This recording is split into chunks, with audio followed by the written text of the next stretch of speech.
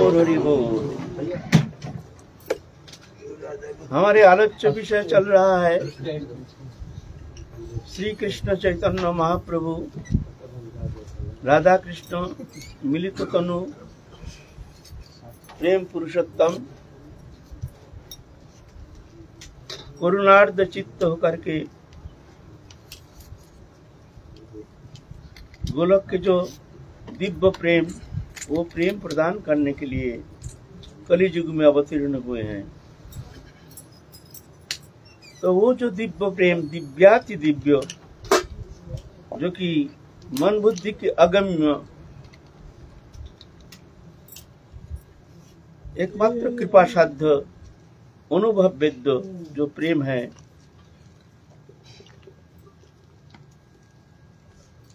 प्राकृतिक साम्य तो देखने में आता है प्रेम, प्राकृतिक जगत में भी प्रेम देखने में आता है, लेकिन प्राकृतिक जगत में जो प्रेम है वो प्रेम है वो जो नित्य लोक के जो प्रेम है, माने वो प्रेम ही स्वरूप है, भगवत स्वरूप ही प्रेममय है। भगवान छोड़ के जोड़ियों वस्तु से कभी प्रेम होना संभव नहीं है। जोड़ियों वस्तु से कभी प्रेम होता नहीं, ना हो सकता है।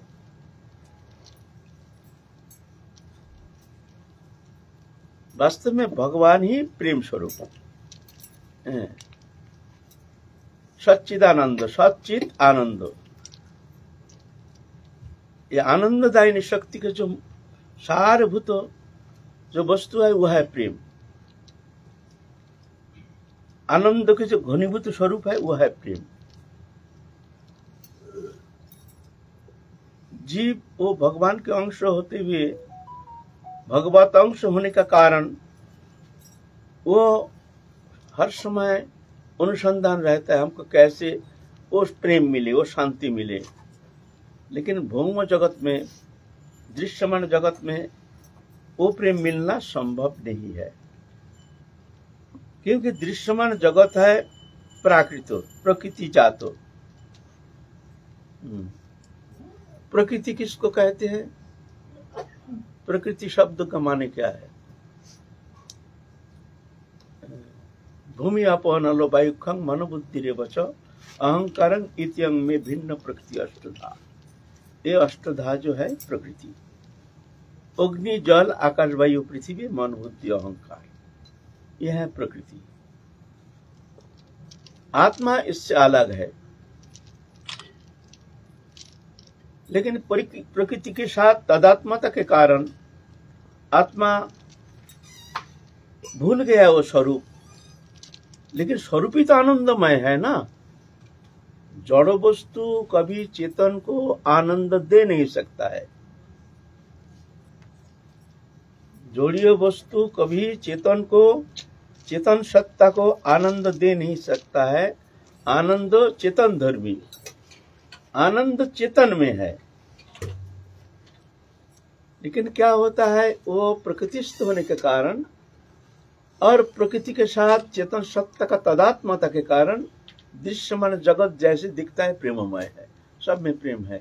और वो प्रेम का अनुसंधान करता है, इसमें आनंद है, इसमें आनंद है, इसमें प्रेम है, इसमें प्रेम है, इसमें प्रेम है, लेकिन मिलता नहीं। वो प्रेम का परसैया है। जैसे मान लो एक जन मनुष्य प्रेम करते हैं, प्रेम करते, खूब प्रेम करते हैं,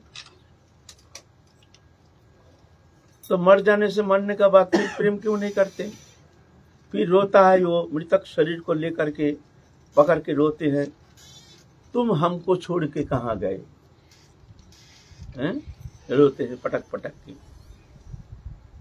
अरे भाई, तुम तो इस शरीर को प्रेम करते थे, वो तो पड़ा है, तो छोड़ के कौन गया? हमको छोड़ के तुम कहाँ गए जिसके लिए तुम रो रहे हो?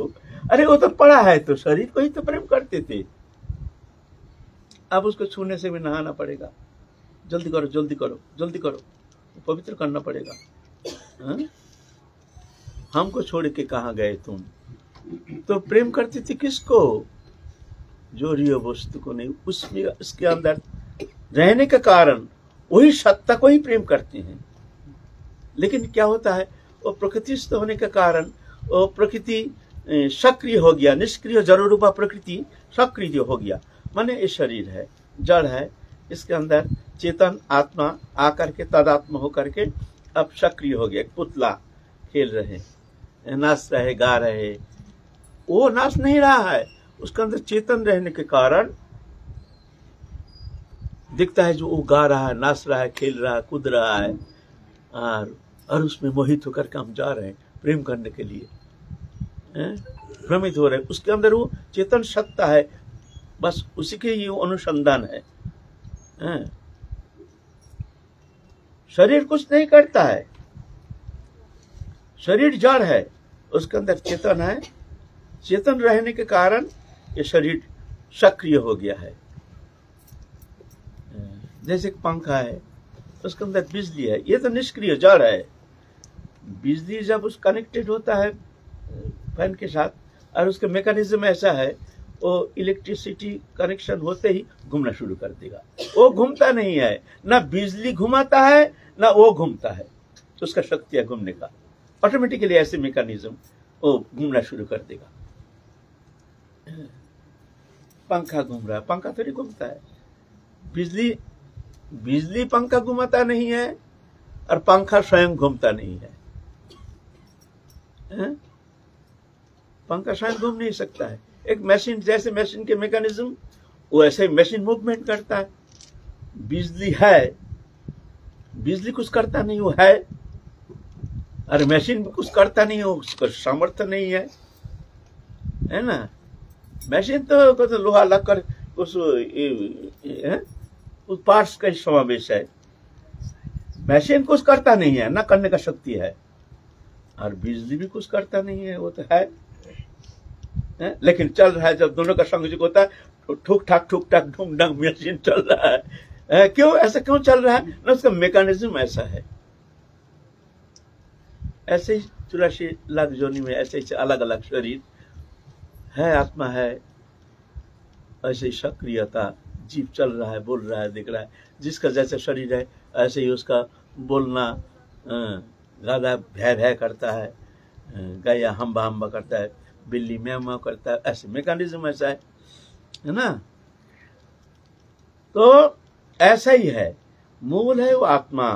हम जो जिसके प्रति आकृष्ट होकर के हम भाग रहे हैं उस आनंद प्राप्ति के लिए प्रेम करते हैं, वास्तव में जोड़ियों वस्तु से चेतन सत्ता का कभी प्रेम होना संभव नहीं है। लेकिन वो भ्रमित होकर, वो आनंद सत्ता है ना, तो सोचता है इसमें आनंद है। तुम जड़ को अनुसंधान, जड़ के प्रति तुम भाग रहे हो जोड़ियों वस्तु प्राप्ति के लिए, वो कहाँ मिलेगा? वो तो चेतन है, वो तो घुमा है, नित्य सत्य सनातन आनंदमय है, वो तो चिन्मय है, मायातीत है, गुणातीत है, इंद्रियातीत है, लोकातीत है, अनुभववेद्य कृपा साध्य। लेकिन वहां तो हम जाते नहीं, वहां अनुसंधान करते नहीं है, भौतिक वस्तु के प्रति भाग रहे, इसमें आनंद है। जैसे मृगम मरीचिका, जैसे मरु प्रदेश में सूर्य के किरण से दूर से दिखता है जैसे पानी है, एक छाया जैसी। ऐसे भी आप जब गाड़ी चलाते हैं गर्मी के समय, रास्ते में देखेंगे मालूम होता है जैसे बरसात हो गया, गीला हो गया सब दिखता है ना ऐसा।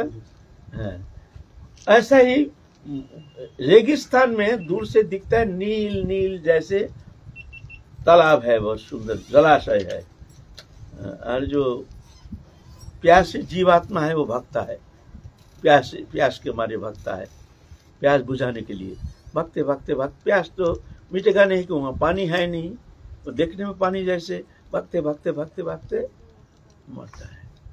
संसार में भी ऐसे ही देखने में लगता है जैसे पानी है, हमारा प्यास बुझेगा, और जीव भाग रहा है। स्त्री पुत्र प्रेम प्रीति सौहार्द विषय आशय धन जान वित्त वैभव रुपया पैसा गाड़ी बाड़ी मकान दुकान सब जड़ीय वस्तु मिलता नहीं, मिलेगा कहाँ, है नहीं। अनित्यम सुखम लोकमिमां प्राप्त भज समाम। अर्जुन, ये संसार अनित्य और सुख शून्य, अगर सुख पाना चाहते हो तो मेरा भजन करो। भ्रमित हो रहा जीव, ये भ्रमित कब तक होता रहेगा? जब तक जाकर के उसका ये अनुसंधान, जो उसका जो स्रोत है वो नहीं मिलेगा, तब तक जाकर के ये अनुसंधान तत्परता, इससे निवृत्ति होना संभव नहीं है, होगा ही नहीं, उसको अच्छा लगेगा ही नहीं। तो ये अनुसंधान तत्परता ये कैसे होता है? नहीं, ऐसे जो सामर्थ्य महापुरुष हैं उसको चेतन सत्ता को जगा देते हैं, तब जाकर के उसका अज्ञान ग्रंथि खुल जाता है और फिर जाके अनुसंधान तत्पर हो जाता है। अरे हम तो भ्रमित होकर संसार चक्र में, माया में ऐसे भ्रमित होकर, मोहित होकर के हम घूम रहे थे, वास्तव में शांति है नहीं। तब जाकर के भजन करना शुरू कर देता है। तो ये चेतन सत्ता को जगाने के लिए जुग जुग में भगवान आते हैं, महापुरुष आते हैं। उद्देश्य एक ही है, चैतन्य सत्ता को जगाने के लिए, उनके अंदर जो भगवती शक्ति है उस शक्ति को जगाने के लिए आते हैं। तो नाना प्रकार भगवान अनंत है, नाम अनंत, रूप अनंत, कहीं तो ज्ञानमय प्रकाश, कहीं ऐश्वर्यमय प्रकाश, कहीं माधुर्यमय प्रकाश, ये प्रकाश लेकर आते हैं। जैसे जैसे संस्कार तदनुरूप कृपा करते हैं। तो महाप्रभु आए हैं वो प्रेम वस्तु लेकर के, गोलक के जो प्रेम धन, कृपा पूर्वक अहित की कृपा परवश होकर के महाप्रभु आए हैं वो वस्तु देने के लिए। सपार्षद आए हैं।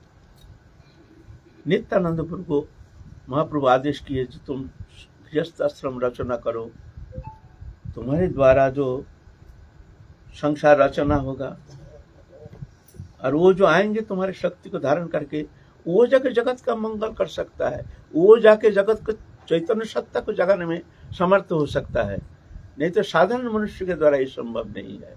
महाप्रभु गृहस्थ आश्रम रचना किए।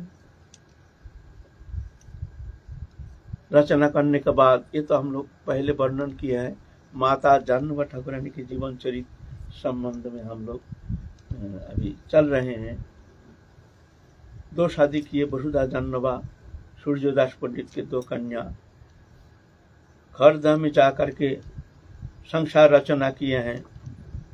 1 पुत्र 1 कन्या, वीरभद्र और कन्या है गंगा माता।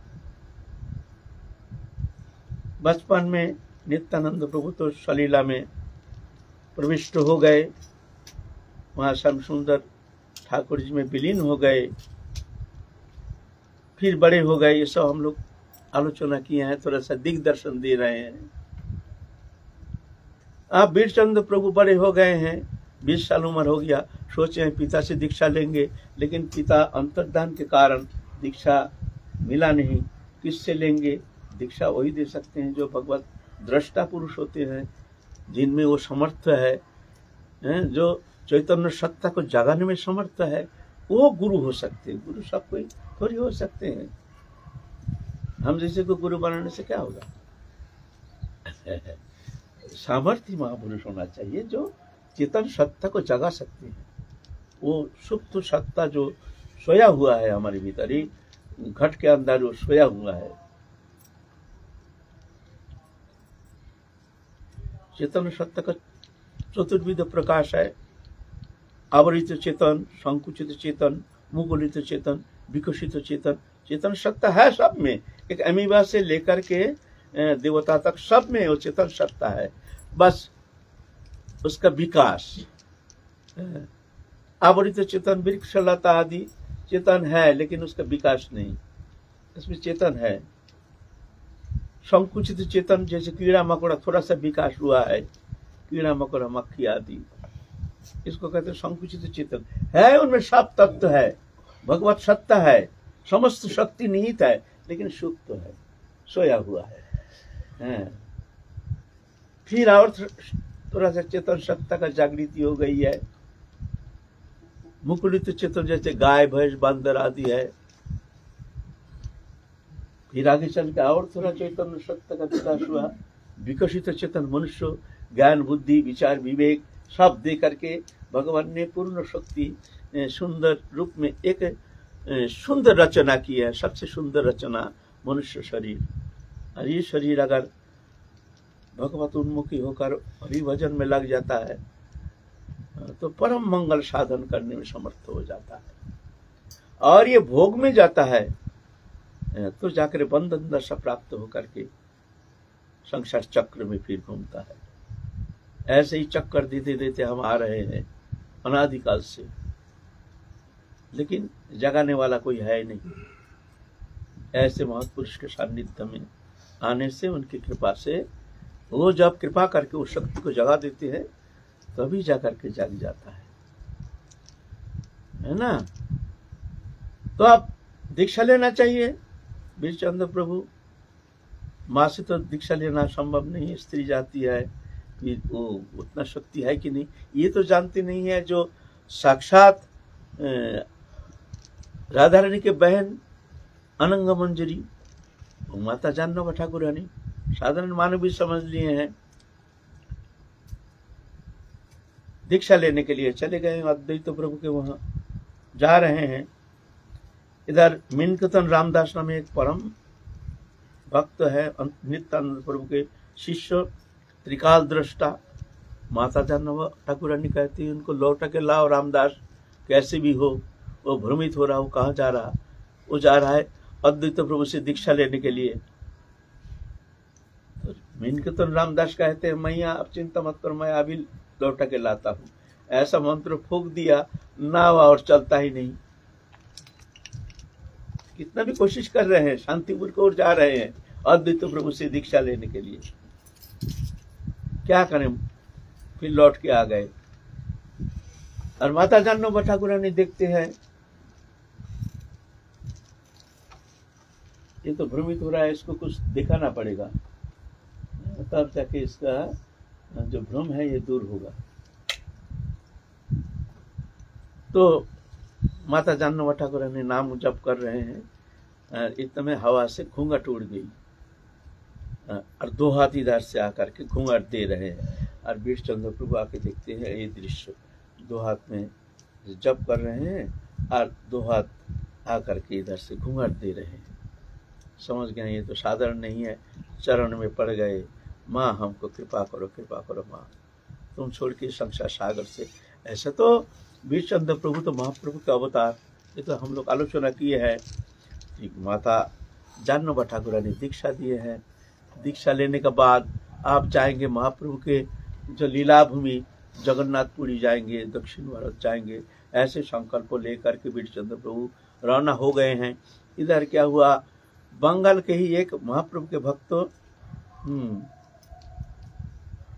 एक दंपति सुधामय और विद्युतमाला उनकी पत्नी, दोनों जगन्नाथपुरी चले गए हैं।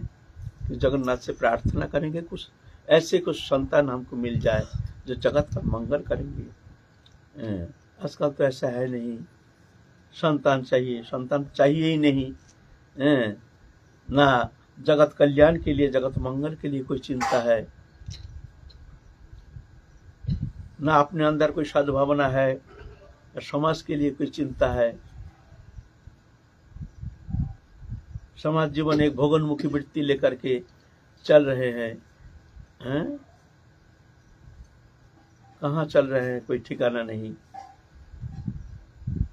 पहले ऐसा नहीं था, सुंदर संतान जगत का मंगल करेंगे इसलिए पुत्रेष्टि यज्ञ करते थे,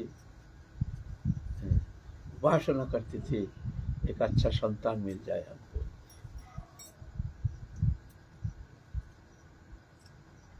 तो सुधामय ब्राह्मण पंडित और उनके पत्नी विद्युतमाला चले गए हैं जगन्नाथपुरी। जगन्नाथपुरी जा करके चतुर्मास व्रत आए हैं, कुछ दिन वहाँ रह करके जगन्नाथ दर्शन करके प्रार्थना किए हैं, हे जगन्नाथ देव हमको एक ऐसा संतान दो जो जगत का मंगल करेंगे। फिर क्या किया, चिल्का नामक एक जगह है वहाँ जा करके चतुर्मास व्रत करेंगे। इधर क्या हुआ, समुद्र जो है, समुद्र मनुष्य तो धारण करके अजनी संभूता एक कन्या लेकर के लीला में प्रवेश करने के लिए आए हैं सुधामय वो ब्राह्मण पंडित के पास। आकर के कहते हैं जो हमारी ये कन्या है, ये कन्या को तुम रख लो, ये कन्या सर्व सुलक्षणा, तुम्हारे प्रभु तो मंगल साधन करेंगे। और सुनो, ये कन्या के जो पति है वो ईश्वर कोटि के महापुरुष, ऐसे ऐसे जैसे महाप्रभु है, महाप्रभु के जैसे ही देखने में, ऐसे ही उनके प्रेम क्रिया, प्रेम चेष्टा, जब वो आएंगे उनको ये कन्या संप्रदान करना, ये जगत का मंगल करेंगे। ये लाली जो है ये साधारण नहीं समझना। और उनका तो पुत्र संतान है नहीं, कन्या को रख लिया, नाम हुआ नारायणी। वीरचंद्र प्रभु गए हैं जगन्नाथपुरी दक्षिण भारत जाने के लिए। जब वहां गए हैं चारों ओर ऐसे हल्ला हो गया जैसे महाप्रभु आए हैं, महाप्रभु आए हैं। अरे महाप्रभु आए, महाप्रभु तो नित्य लीला में प्रविष्ट हो गए, तो महाप्रभु कहाँ से आएंगे? फिर भी हजारों लोग जाके देखना, भाई वही महाप्रभु जैसे, ऐसे ही नृत्य, ऐसे ही रोदन, ऐसे ही प्रेम चेष्टा, ऐसे ही भाव विह्वलता, महाप्रभु का अवतार है ना। ऐसे देख करके तो हजारों लोग उनके पीछे पीछे घूमना शुरू किए हैं। जहां जाते हैं वही वही प्रेम चेष्टा, जैसे साक्षात महाप्रभु आए हैं। तो भगवत शक्ति ना, महाप्रभु का अवतार।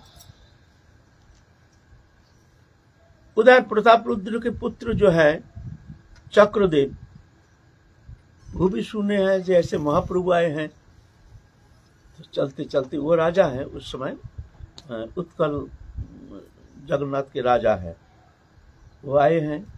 पिता तो चले गए राजा प्रताप रुद्र, उनके बेटा चक्रदेव आ करके उनके वो रूप देख करके, उनके वो नृत्य देख करके, उनको प्रेम चेष्टा देख करके एकदम मंत्रमुग्ध हो गए। जो इनके चरण में ही हम आत्मसमर्पण करेंगे, इनके कृपा से ही हम संसार सागर से मुक्त हो करके भगवत सानिध्य प्राप्त करने में समर्थ हो सकते हैं। उनके चरण में पड़ गए, प्रभु आप कृपा करके हमको संसार सागर से उद्धार करो, प्रभु आपको कृपा करना ही पड़ेगा। तो चक्रदेव को वहां दीक्षा प्रदान किए हैं वीरचंद्र प्रभु। फिर घूमते घूमते चले गए चिल्का में उधर, और ऐसे ही भगवत इच्छा चले गए हैं सुधामय पंडित उनके घर में। और देख करके वो तो समुद्र जो है वो तो स्वयं मनुष्य मूर्ति धारण करके वहां पहुंचे हैं। जैसे कह गए ऐसे ही मूर्ति, जो ऐसे ही कहेंगे ऐसे आएंगे, ऐसे ही देखने में, ऐसे उनकी प्रेम चेष्टा, तो उनको अपने कन्या संप्रदान करना। इधर क्या हुआ, भीतर में उनको तो बैठने के लिए आसन दिए हैं। भीतर में कन्या नारायणी अपने ठाकुर जी को माला पहनाने के लिए माला लेकर के ठाकुर जी को चढ़ाएंगे। जब माला ऐसे चढ़ाने के लिए गए हैं ठाकुर जी को, माला फट आ करके वीरभद्र गोस्वामी प्रभु के गले में आकर के ऐसे लग गया। वीरभद्र प्रभु देखते हैं, अरे माला कहाँ से आ गया, माला किसने पहनाया? फिर देखा नारायणी भी आ गई, आकर के प्रणाम किए, जान गए जो ये हमारे पति है, तो प्रणाम किए। और सुधामय पंडित भी जान गए जो यही हमारे कन्या के पति है, प्रणाम किए, खूब आदर करके उनको सादर सत्कार किए। तो प्रभु आप कृपा करके हमारे कन्या को आप स्वीकार कीजिए। तो वीरभद्र प्रभु भी उनको कन्या को स्वीकार किया है और विवाह अनुष्ठान वहीं पर संपन्न किए हैं। उधर समुद्र आए हैं समस्त देवताओं को लेकर के, और समुद्र के जितना सब रत्न आदि है, बहुत धन रत्न लेकर के, तो दिव्य है ना, आकर के खूब विवाह संपन्न किए हैं। संपन्न करके और जमाता और कन्या चलेंगे, अब घर चलेंगे। अब दक्षिण व्रत गए नहीं वहां से, अब चलो घर चलो। उधर बहुत सारे धन रत्न आदि सब नाव भर करके वो चक्रदेव राजा प्रताप रुद्र के पुत्र बहुत सारे धन रत्न और सेना दे करके जाओ इनको पहुंचा दो, सामान सट्टा सब पहुंचा दो। राजा है ना, बहुत धन रत्न आदि दे करके कह नाव भर करके जाओ ले जाओ पहुंचा दो। आए हैं खरदह में, खबर पा करके उनके बहन है जो गंगा माता, जानवा वसुधा माता, ये भी आए हैं। आकर के दिखते हैं सब पुत्र आ रहे हैं, पुत्र वधू लेकर के आदर करके खूब आनंद के साथ भीतर ले गए। लेकर के जानवा माता उस नारायणी देवी को दीक्षा मंत्र प्रदान किए, दीक्षा दिए। फिर वीरभद्र प्रभु और एक शादी किए हैं, उनके नाम है श्रीमती। श्रीमती कोई कहते हैं विष्णुप्रिया। अभी यहाँ ये विष्णुप्रिया है ना श्रीमती है, इस संबंध में एक एक जन का एक एक मत। लेकिन एक द्वितीय शादी रचना किए हैं, अल्प दिन बाद ही शादी रचना किए हैं। दो पत्नी, कोई कहते हैं विष्णुप्रिया नाम और कोई कहते हैं श्रीमती। नारायणी और विष्णुप्रिया दो पत्नी। नारायणी से 3 पुत्र और 1 कन्या हुआ। पुत्र है गोपीजन वल्लभ प्रथम पुत्र, द्वितीय पुत्र है रामकृष्ण, तृतीय पुत्र है रामचंद्र। और कन्या है, क्या नाम कन्या का नाम? भुवन मोहिनी। कन्या का नाम है भुवन मोहिनी। ये सब दिव्य, सब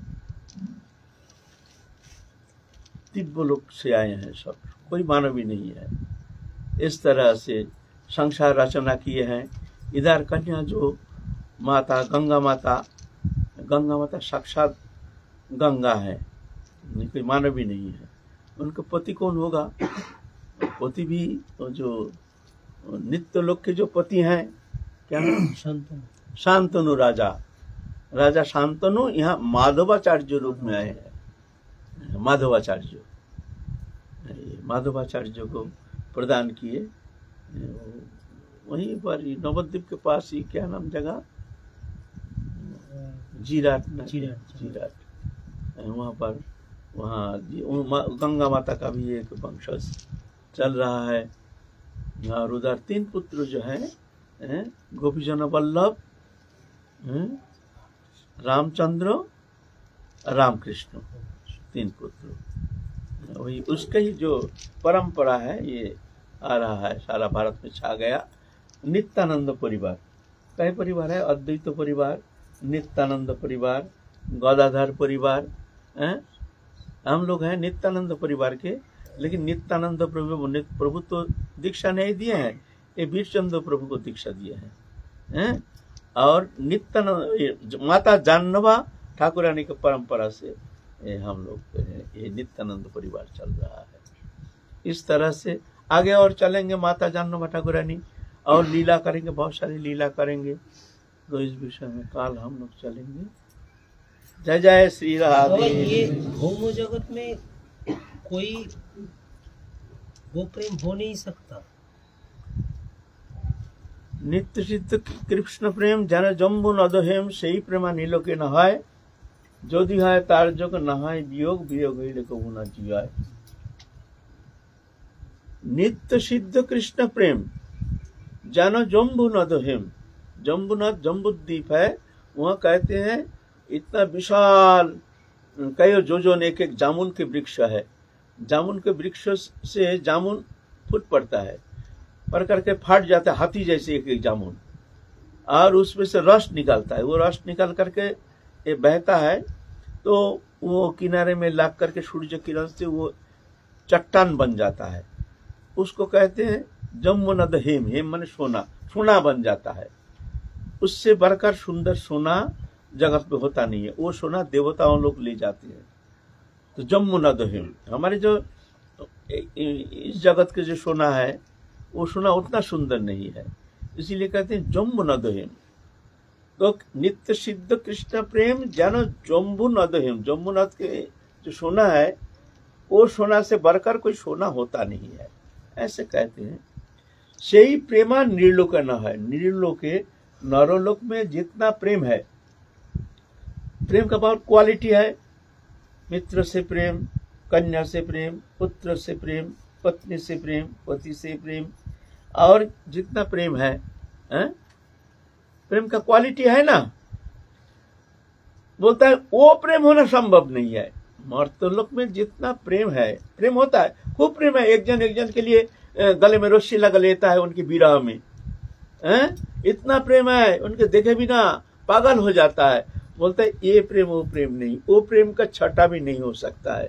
वो प्रेम इंद्रियातीत, गुणातीत और आत्म संबंधी, इंद्रिय संबंधी नहीं, शरीर संबंधी नहीं, शरीर से, शरीर के द्वारा वो प्रेम कभी होना संभव नहीं है।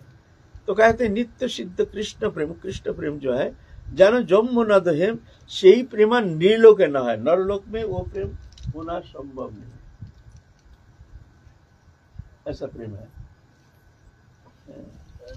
जोदी है तार जोग ना है वियोग, एक बार वो प्रेम का थोड़ा सा छटा किसी के भीतर में लग गया ना, अगर वो प्रेम का कोई महापुरुष की कृपा से, गुरु कृपा से, भगवत कृपा से किसी का हृदय में थोड़ा सा एक सामान्यतम हो, एक छटा वो प्रेम का आभासित हो गया, पूरा सृष्टि उसके सामने फीका पड़ जाएगा। चेष्टा करके भी उसमें रुचि नहीं ले सकता है, कोशिश करके भी वो प्रेम नहीं कर सकता है, असंभव। वो प्रेम ऐसी चीज है। जैसे सिद्ध बाबा, हमारे जानवारी के सिद्ध बाबा, थोड़ा सा वियोग, थोड़ा सा छठा मिला है, पूर्ण रूप से नहीं, छठा मिल गया है। अब जब राधा रानी ने कह दिए कि जा तू द्वारका चले जा, तू द्वारका चले जा, वही रुक्मिणी के दासी होके जा, उनकी सेवा कर, तू ब्रज में रहने का लायक नहीं है। बस वो विरह में जल करके, खुद ही जल करके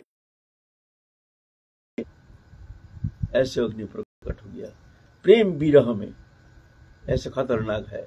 गांव वालों ने देखा था, धुआं निकला, धुआं निकलना शुरू हो गया, दरवाजा भीतर से बंद कर दिया, खाना पीना बंद, धुआं निकल रहा है। तो वहां रहते थे जगन्नाथ दास बाबा, एक सिद्ध महात्मा, 150 साल लगभग शरीर धारण करके लीला किए हैं। जगन्नाथ बाबा कहते हैं बिहारी को, बिहारी, अरे बिहारी देख तो वहां धुआं निकल रहा है, हाय हाय ये विरह, बड़ा विरह, अरे चल चल चल चल, हमको ले चल, ले चल, ले चल। तो एक टोकरी में, बाबा तो 150 साल उम्र है ना, चल नहीं पाते थे, तो टोकरी में बैठा करके ले जाते थे बिहारी दास। तो बाबा को माथे में करके टोकरी में बैठा के ले आए हैं। तो रनबाड़ी, ये रनबाड़ी जो है ना, छाता के पास रनबाड़ी, रनबाड़ी में ले आए, लेकर के दरजा तोड़ दिया, भीतर जाके देखते हैं इतना तक जल गया, इतना तक पूरा भस्म हो गया, अब सिर्फ मस्तक बाकी है, और मुख से राधे राधे राधे राधे राधे राधे राधे। तो जगन्नाथ दास बाबा एक तो बोले बिहारी थोड़ा सा रुई ला, रुई ला, थोड़ा सा रुई ले आ, फिर जा करके ऐसे क्या मंत्र पढ़ के यहाँ से उठा के यहाँ रख दिया, दब करके चल गया। ऐसे है वो प्रेम का छठा, वो पूर्ण प्रेम नहीं, थोड़ा सा छठा। जोदी है तार जोग नहाय वियोग, वियोग हुई लोग ना जियो है। अगर थोड़ा सा भी वियोग, विरह दशा कभी उसको हुआ ना, तो जीना उसके लिए हराम हो जाएगा, जीना असंभव है, मृत्यु से भी खतरनाक।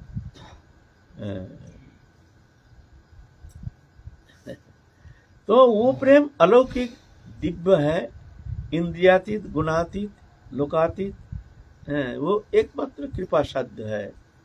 और ऐसे महत कृपा से एकमात्र ये वो प्रेम प्राप्त हो सकता है। बाकी स्वतंत्र रूप से साधन चेष्टा के द्वारा वो प्रेम प्राप्त करना कदापि संभव नहीं। जय जय श्री राधे श्याम, जय गुरु निताय गौर हरि बोल। ये रामचंद्र की